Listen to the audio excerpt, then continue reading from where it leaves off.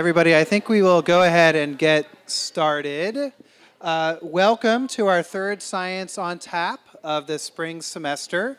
Once again, we have managed to host Science on Tap on the coldest and most miserable night of the week. So we're 3 for 3, which is something that we're really proud of. For those of you that don't know me, my name is Jason Keller. I'm the interim dean of the Schmid College of Science and Technology, and I'll be sort of facilitating the conversation tonight. Our speaker tonight, our guest tonight, is Dr. Doug Fudge, also from the Schmid College of Science and Technology. It's nice that you clap for Doug and not for me. That's fantastic.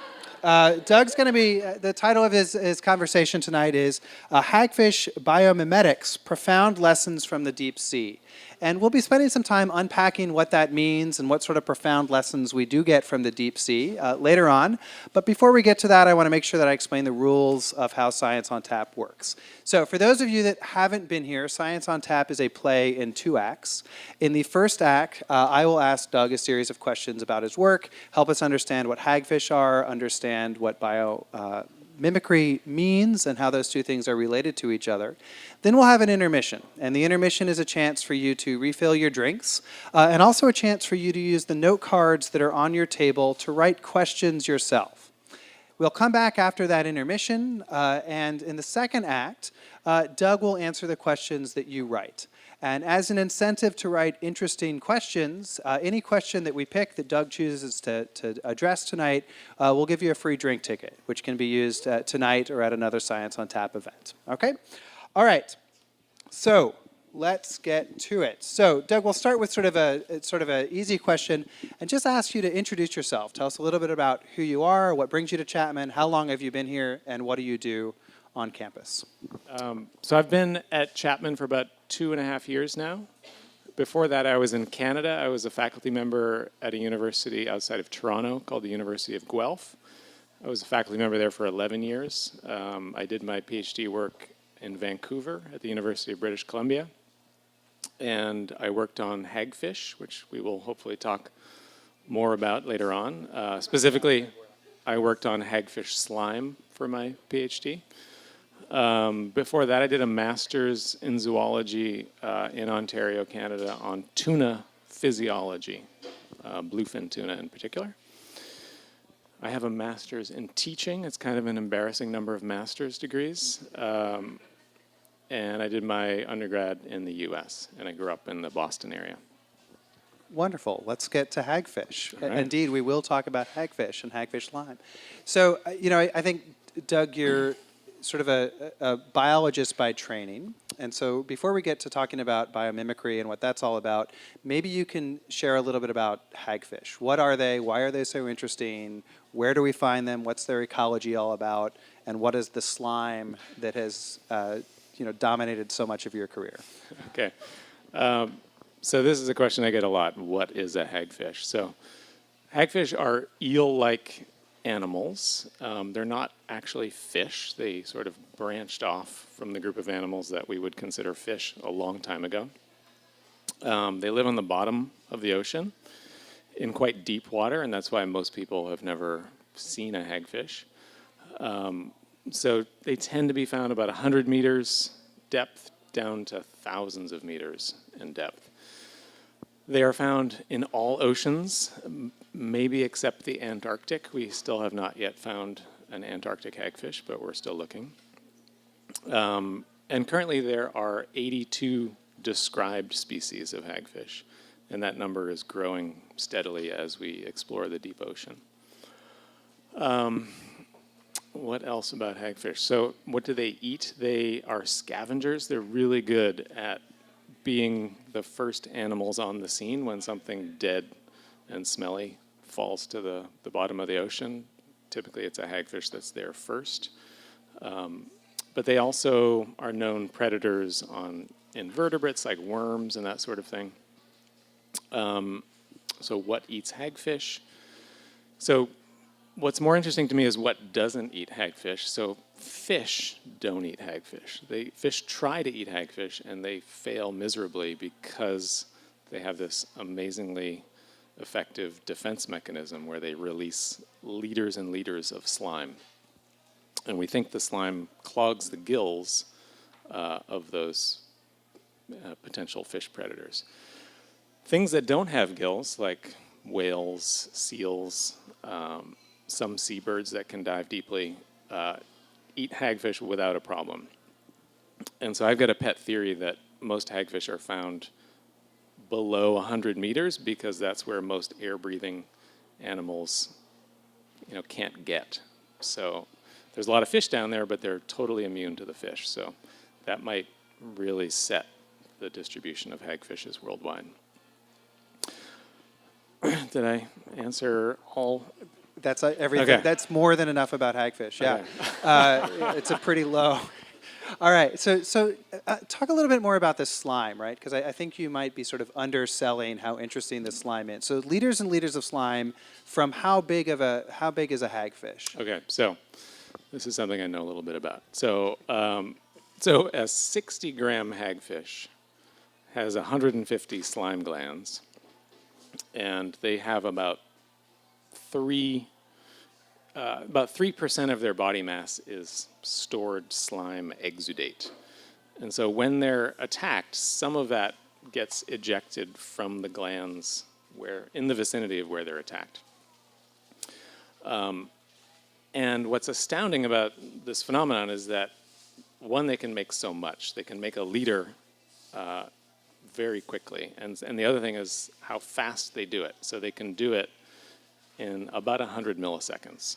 So they basically make this amazing material, has a volume of about a liter, and they do it in 100 milliseconds. And they do make that liter with only about 50 milligrams of material, right? And I remember I told you they've got a couple of grams on board. So they can make tens of liters of slime if they wanted to.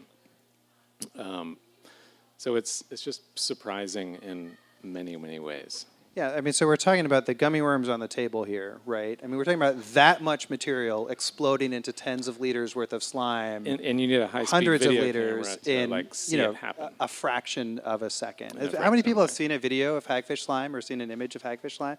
It's just like pounds of goop in zero time whatsoever. So you've done a lot of work in your lab sort of looking at the biochemistry of the slime. Do you want to talk a little bit about how the slime actually works? How is it that you get from milligrams, which is this, to liters worth of slime? Yeah, so that's a question that sort of keeps me up at night because we still don't understand it. So Jason said it perfectly. How does it go from this concentrated stuff to this ultra dilute material in a fraction of a second? It's not a trivial question. So I'll tell you what we do know. So there's two components to the slime. There's a mucus component, and that gets packaged in these tiny little disc-like vesicles, and there's millions, if not billions, of those that get shot out in a given sliming event. And then there's a fibrous component, which is really kind of the magical part of the slime. So the fibrous component consists of these silk-like fibers. They have a diameter of about a micron, so 1,000th of a millimeter. So finer than most spider silks. And those are produced within individual cells called gland thread cells, and each of those cells makes a single silk-like fiber that's about 15 centimeters long. And so these are very special cells that we're obsessed with and trying to figure out how they do what they do. But they end up making this sort of ball of yarn-like structure in their cytoplasm that gets ejected out of the gland and unravels in that 100 milliseconds into a fiber that's 15 centimeters long. And it has really good material properties, similar to spider silk, which is one of the toughest materials known to humans. I forget what the original question was. Something or other about slime. I think you're good. Slime, yeah. Do all hagfish do it the same way? There's 80 some odd species you said. Yeah. Is every hagfish slime exactly the same? So we've looked at two species of hagfish. We've looked at Atlantic hagfish and we've looked at Pacific hagfish. We've put their slime head to head, and there are major differences everywhere we look. So that's interesting, and that's probably why we got this NSF grant to look at slime diversity in all the different hagfishes. And that's an ongoing National Science Foundation project That in is your group? ongoing, yeah. Wonderful. Okay, so that's hagfish and hagfish slime, and it's super interesting, and fibers, and big and little. Let's talk about the other idea in your title, which is this idea of biomimicry. What does that mean? Question mark. Okay, so biomimic. How many of you have heard the term biomimicry or bio-inspired design? So some of you. So I'll give you a definition. So biomimicry is an approach to solving problems, to designing things, by looking to nature for inspiration. So instead of just getting in a room with a bunch of engineers or designers and just brainstorming, you ask the question, did natural selection solve this problem first? And so it's kind of this way of looking for solutions that might already be out there. Now, if you're a biologist and you're studying cool things like hagfish slime, I didn't get into the slime business to solve problems for humans. I just thought it was kind of interesting. But it turns out that there's some really interesting things going on in hagfish slime that might be useful for solving certain human problems. So since I got to Chapman, I've been working more and more on these biomimicry kinds of projects, and it sort of takes up a good chunk of my time now. And I'm not sure how much of those I'm allowed to talk about, or how much do you want me to talk about? Well, so I will say that Doug has secret projects that he's legally not allowed to talk about that have to do with hagfish slime. But if there's some that you can give us some hints about, we would like to hear them. So one of them This is not the secret one, so we're good. Right. So one of them is for the U.S. Navy, which you would think would be secret, but is not. So this is involved with the sort of non-lethal division of the Navy, and they're interested in mechanisms of stopping boats in a way that basically just stops them so that they can get control of a situation. So the situation that they're interested in is if there's a boat coming at one of their naval vessels and they don't know who it is and they can't get them on the radio and they don't know if it's a fisherman with their radio off or if it's a terrorist suicide bomber. And so they want something that they can shoot in the water and stop the boat. And of course the Navy is very good at blowing things up, but this is specifically the non-lethal side of things, and they want to be able to stop them so they don't have to blow them up.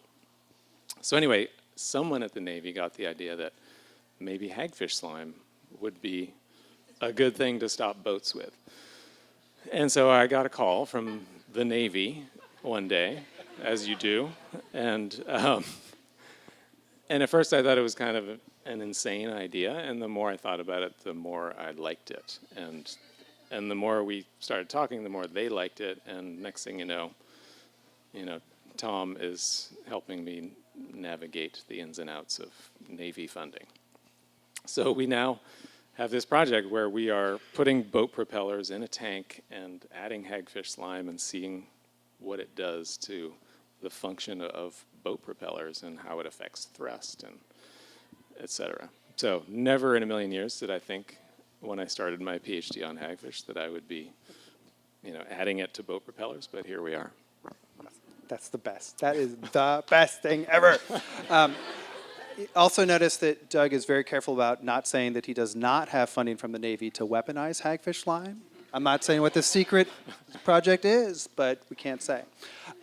Okay, so hagfish slime, but hagfish slime is not the only cool thing about hagfish, right? So you are not a slime guy, right? You're broader and better than just being. You're not just I kind a of slime am a guy. slime guy. Well, Yeah. Don't sell yourself short.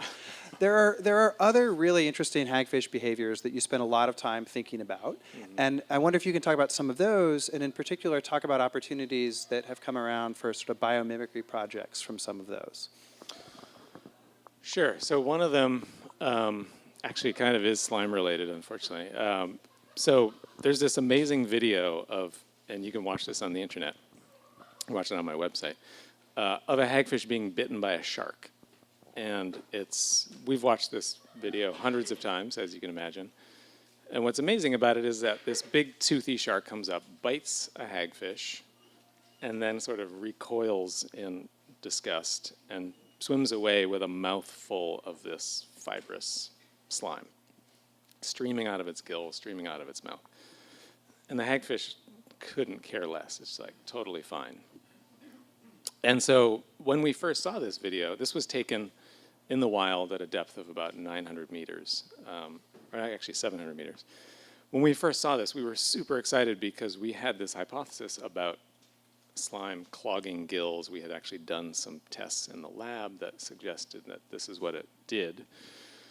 But this was sort of proof. This was a video of a shark trying to eat a hagfish, getting its gills clogged with slime. And so we had a very slime-centric view of that video. And then one day it occurred to us there was something really interesting going on that we were ignoring, which was the fact that the slime was released after the hagfish was bitten by the shark. So it got bitten by the shark, released the slime, shark went, ah, and then swam away. But, we kept coming back to this initial bite, right? Like, why didn't the hagfish get shredded by that initial bite by the shark? Like, if that was your arm in the hagfish's mouth, it would not have done so well. So we got really interested in this idea that maybe hagfish are kind of immune to shark bites. And so we did a whole series of experiments to test a variety of experiments surrounding that idea. So one idea was that hagfish have super puncture-resistant skin. And we were kind of excited about that because we thought, if that's true, then maybe there's some secret thing that we can apply to other applications. So we tested that hypothesis, and turns out hagfish have quite normal skin when you compare them to other fish. Totally punctures at about the same force as any other fish. So then we thought, well, what the heck is going on? So we came up with a new, weirder hypothesis, which is that hagfish have this strange body design where their skin isn't very well attached to their body, to the rest of their body. And so we thought, well, maybe their body design allows their body to sort of squish out of the way if a tooth is coming through their skin. And so we tested this idea in the lab, and sure enough, that seems to be exactly what's going on. So we call this the flaccid hagfish hypothesis. And it seems to explain a lot about how hagfish just come out and feed on dead things and don't worry about being bitten by sharks. So what the applications of that are, I can't imagine someone like putting on a kind of loose hagfish shark repellent suit, but I totally can't imagine maybe, that. Yeah, maybe. It's a great idea, yeah. Anyway, so that's one of the things that started with slime and then led us into another realm about interesting things that hagfish do. Do you want to talk about hagfish movement, which I know is something else that you're spending a lot of time on in your lab right now? Yeah, so another observation that we made, and again, you can see this original observation on our website. We've got a video of this hagfish trap that we brought up from the depths. And there was a hagfish that was kind of halfway out of one of the ventilation holes, which it had no business being halfway out of. It was a really tiny hole. And there are these holes that are meant for hagfish to go in, and then they're supposed to not be able to come out. And yet one of them was on the deck of the boat, squeezing itself through this tiny, tiny hole. So we were just astounded by this, and this led to a whole series of new experiments on how hagfish squeeze themselves through narrow openings. So this seems to be part of the hagfish ecological niche of being a scavenger and then finding something yummy / rotten and sort of burrowing into it and eating your way out. There are also hagfish that are they burrow into the sediment. So they seem to be good at just burrowing in general. Anyway, so these experiments showed that hagfish are just really good at squeezing themselves, and you can watch videos of this on the website as well, through really narrow spaces, like half their body, they can squeeze their body through. Are there biomimicry potentials for that? Maybe. We occasionally talk to people who are interested in sort of robo-hag kind of ideas, and ideas of search and rescue, that sort of thing, come up. And so it is, it's not out of the question to think about making a robot that uses some of the tricks that hagfish use to get through narrow openings. The other thing I'll mention is Charlie McCord. I don't think she's here tonight. She's a postdoc in my lab. She's doing some research on how hagfish move in sediment. So she's actually studying how they move through sand and through jello. And that seems like it's a crazy idea, but it's a really good way of studying how hagfish move in mud. As you can imagine, if you put them in real mud, as soon as they start to swim, you can't see anything. So jello has almost the same material properties as mud. We leave the sugar out, by the way, just gelatin. And they will just burrow into jello, and we have no idea how they're doing it, and that's one of the things we're studying. Cool. I see no better opportunity to end things than with a hagfish burrowing into jello. So I think what we'll do is we'll wrap up Act 1. This will be our chance for intermission. Go refill your beers. Before you do, please write some questions for Doug about hagfish or slime or jello or other biomimicry questions that you might have. We'll look through those questions, and we'll come back in about 10 minutes and answer some of those questions that are on your cards. Thanks so much. All right, so we are ready to continue with Act 2 tonight. I have to say that I think this is the winner for most questions ever asked at a Science on Tap. We're just about out of note cards, and many of you are really stacking your chances to win a free beer by asking like 35 questions on a single card, which I'm not sure is fair, but we're going to allow it. And I have to say, to Doug's credit, the first question he asked me over the break is, how many free beers can we give out tonight? And so I don't want to say I have a favorite faculty member, but it's pretty good. All right, so we're going to go back to slime, because of course we're going to go back to slime. So our first question, how is the slime released by the hagfish? Who asked that question? All right, very good. Go for it, Doug. Okay, so this is something that we're still actively studying. We have a very fancy high-speed video camera that we got from the Navy that they sent us so that we could study how it interacts with propellers, but we're using it, don't tell them, to do some of this basic biology as well. So we can film hagfish in an aquarium and simulate a shark attack and film at a few thousand frames per second. And we've just started doing this last week. And it's what you see when you do that and you slow it down is you see this sort of volcano of slime exudate get shot out of the gland. And it's always right in the vicinity of where you attack them. So they're very kind of conservative with the release of the slime. They don't just sort of globally release it from all their glands. And it comes out in a very narrow stream. And what we still don't understand is how it goes from that concentrated narrow stream to the liter of slime that clogs the gills. We're still working that out. But, so Gaurav is a postdoc in my lab who's back there. Take a bow, Gaurav.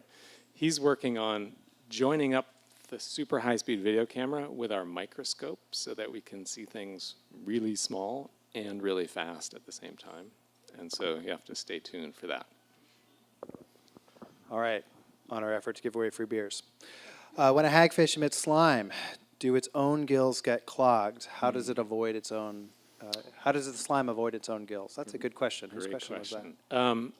Okay, so if you are a shark, the problem you have with eating hagfish is that you've got this opening in the front where your food goes in, but your gills are kind of off to the side, right? So you've got an oral cavity that doubles as a place where your food goes down, but also the water that irrigates your gills, and that's where you get your oxygen, has to go through the same spot. So the hagfish take advantage of that situation, and they slime on the way down, and then that's their opportunity, right?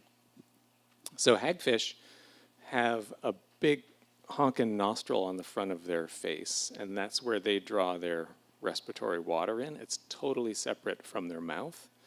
And that nostril goes to their gills, which are sort of neatly tucked on either side of their body. So that it's just it would be unusual for them to sort of suck slime into their own gills. They're sort of neatly tucked away. Excellent. All right. Actually, I'll add one more thing. So occasionally a hagfish will get caught in its own slime. And they have an amazing trick for getting out of it. If that happens, they'll tie their body in a knot, and then they pass their body through the knot, which wipes the slime off. So you weren't expecting me to say that, but that is exactly what they do. And whoever asked the question that was just a drawing of the pretzel, we almost picked that question so that we could say this, but we're not going to give it to you because sorry. Yeah. All right. All right, so this is another question, and this is one of the ones that has like 12 questions on a card. So well done, well played, whoever is responsible for this nonsense. All right, how many calories does a hagfish need daily to survive? Okay, so I don't... Who is responsible for this multi-question card? Yeah, now I've sort of, sorry. Come on, free beer's a free beer. Nobody's Take it. Fessing up? Nice, there we go. We're going to give you the free beer just for raising your hand and being smart enough to, well done. Okay, so the answer is I have no idea how many calories. But the reason we chose this one is because it leads to an interesting thing, which is that hagfish, people ask me how often we feed the hagfish, and the answer is once a month if we're lucky. So they are totally fine hanging out for 4 weeks without eating. And so they have a really low metabolism. They are what we call osmoconformers, so their blood and tissues are the same concentration of salt as seawater, and so they don't spend a lot of metabolic energy regulating their internal physiology. So they've got this super kind of cheap metabolism, and it means that they rarely have to eat. And so I think what's happening is they feed in the traps when we catch them, and then they're good for a couple of months. They are notoriously bad at feeding in captivity. I've heard that from other hagfish researchers, but you definitely don't need someone in there feeding them every day. You just can't get them to feed. So 1 month you bake a little Jello, you throw it in there, and then they're they'll good just burrow into for that. another They month. don't- Yeah, perfect. All right, that's cool. Okay, so this is I think a hard question. What is the difference between East and West Coast species, and what are the sort of possibilities for what the other 80 plus species might look like? How do these things really differ from each other? Whose question is that? Nice job. Great question. Environmental science and policy major right there. Okay, so we started working on the Atlantic species, and we knew that those silk-like fibers, which are these 15-centimeter long threads, they go from this highly coiled state to an unraveled state in a fraction of a second, but we just didn't know how that worked. And so the first thing we did was we put those under the microscope, and then we added some seawater. And what we expected to see was amazing things and unraveling and explosive phenomena. And what we saw was absolutely nothing. And what we had to do was sort of add more and more water and stir it more and more vigorously to finally see the unraveling that we were looking for. So that was an Atlantic species. And then I had an undergrad in my lab who was really interested in hagfish slime, and he wanted to do a project, and he said he wanted to work on Pacific slime, and he wanted to do exactly what we had done on Atlantic slime. And I said, you know what, you're a really smart guy. That's just a really boring project. You should work on something way more interesting.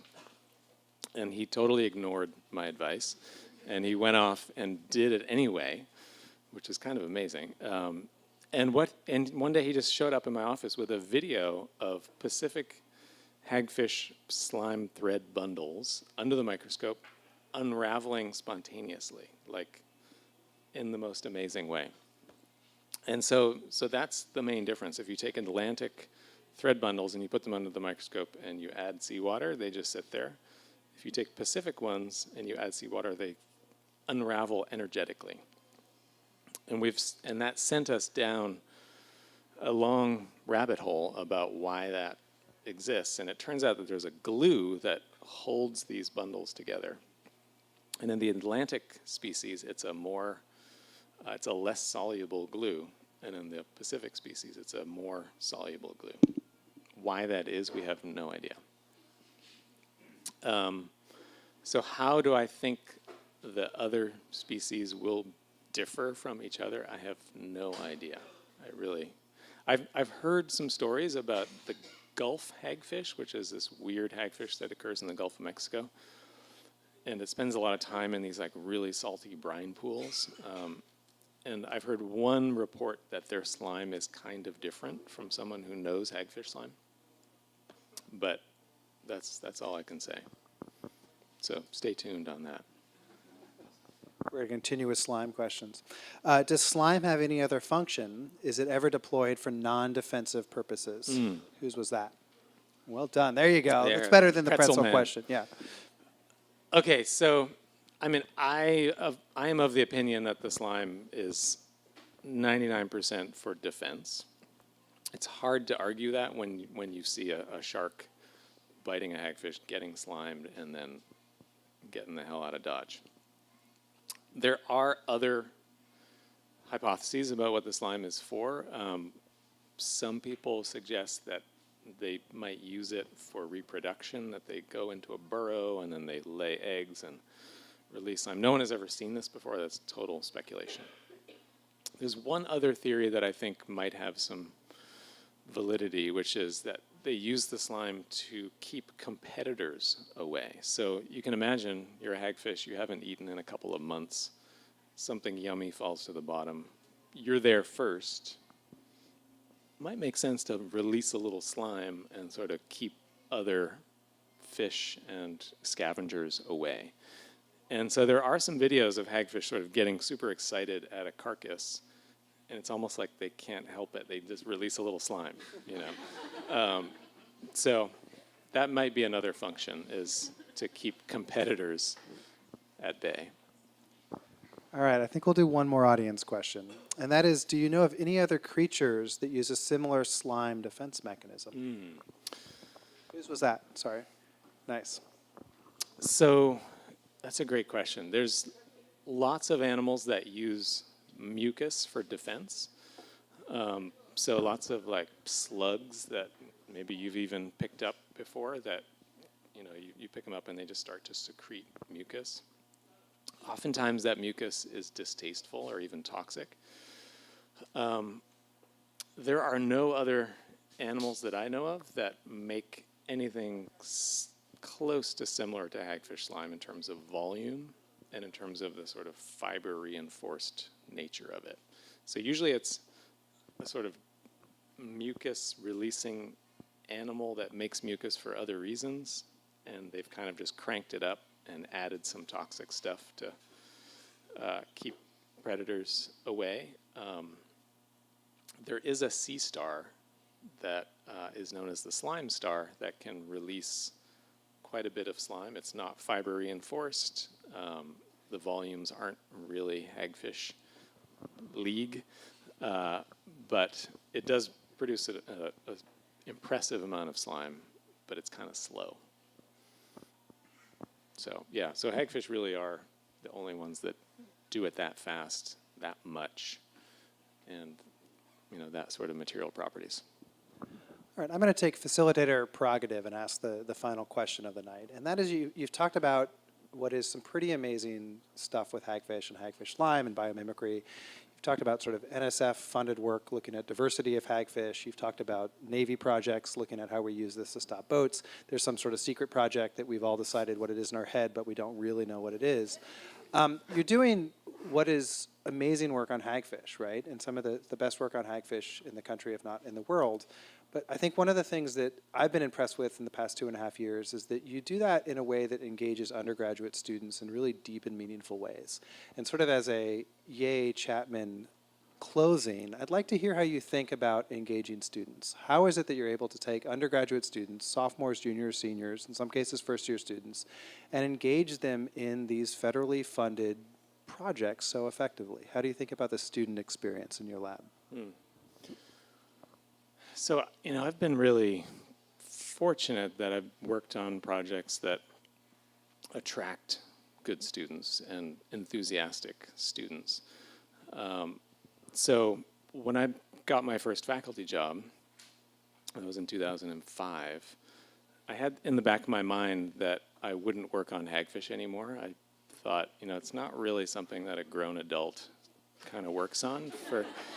It was fun for a while, but and the hagfish slime stuff had spawned all these other neat things, cell mechanics and baleen mechanics and all kinds of cool stuff that I could have worked on for the rest of my career. And that actually was the plan. And I thought, okay, hagfish will be, if I can pull it off, something that's on the side, and maybe a few undergrads will kind of pick away at it. And boy, was I wrong. So within a couple of years, it became clear that all my publications were continuing to come from hagfish. All the funding was through hagfish. Every time we published a paper on hagfish, the press went wild. And so eventually I just got to the point where I decided I can't fight it anymore. The universe wants me to work on hagfish slime, and I guess that's what I'm going to do. So that's a long-winded way of saying that I've kind of gone with projects that the students are interested in. And so when you have that, I think that makes it easier. You're not sort of, luring students in and then saying, actually, you're going to just be counting, bristles on a worm or something like that for your whole semester. We're actually trying to answer what I think are really interesting questions about interesting animals. So I think the interest is already there when they get there, and then they see the sort of excitement that's happening with other people who are working in the lab, and it's just sort of contagious. I'm also, right now, I'm super fortunate that I have 4 senior people working in my lab, and all of them are really interested in mentoring undergrads, so they actually do the lion's share of the mentoring, sort of on the ground, working with students at the bench. So, I think I have 8 undergrads working in the lab right now, and it doesn't feel like too many because there are so many people helping me do that. Perfect. I think that's a great place to end. I think that what we try and do in Schmidt is exactly that. Let students be engaged in really interesting questions and have really, fantastic mentorship experiences. So I think we'll wrap things up. If you can join me in thanking Doug for his conversation.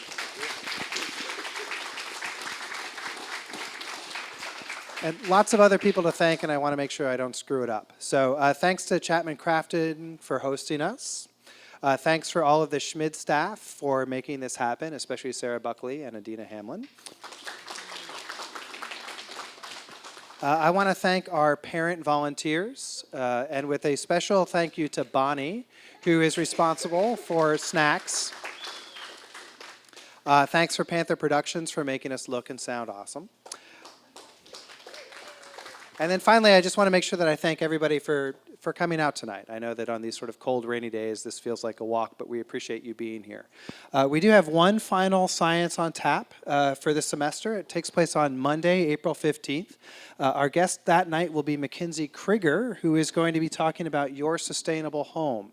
Mackenzie Krieger is Chapman's Sustainability and Energy Coordinator. She also teaches in our Environmental Science and Policy program. She has the best Kentucky accent ever. It's going to be I think, a really interesting conversation. conversation. So thank you all so much for coming out tonight, and we hope we'll see you again next month on the 15th. Thank you. And I'm happy to answer any other questions. There was a ton of great questions in here, so happy to stick around and answer more questions if you want.